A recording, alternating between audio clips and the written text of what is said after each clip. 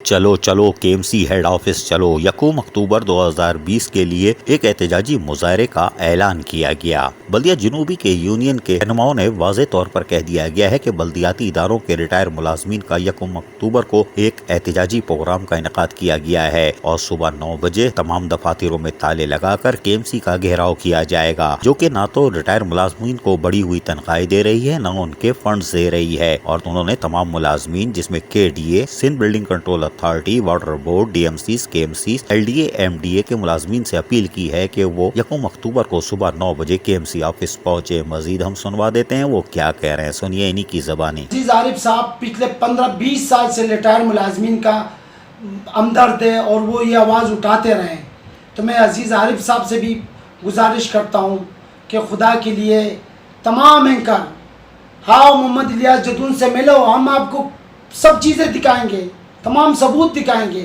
اور ریٹائر ملازمین کراچی میں جہاں بھی ریٹائر ملازمین ہیں ان کو واجبات نہیں ملے تو 1 اکتوبر کو کے ایم سی آفس صبح 9 بجے پہنچ جائے۔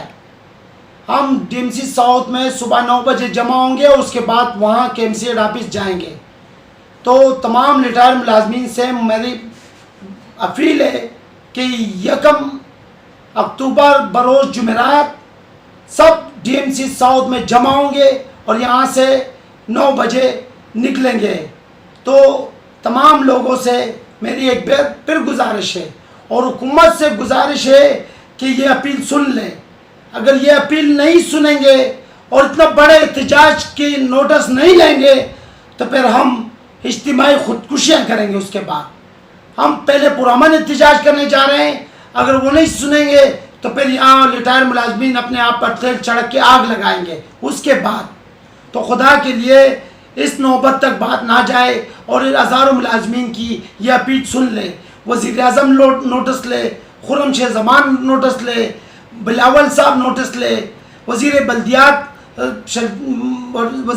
ناصر حسین شاہ نوٹس لے، سید غنی کتنے اچھے آدمی ہیں وہ نوٹس لے۔ خدا کے لیے آ کے ہمارے ساتھ کھڑے ہو جائے۔ ریٹائر ملازمین کی آواز جو بھی اٹھائے گا وہ یقیناً سرخرو ہوگا۔ دیکھتے ہیں کہ 1 اکتوبر کو کیا ہوتا ہے۔ عزیز عارف، کے بی ایس بلدیاتی نیوز، کراچی۔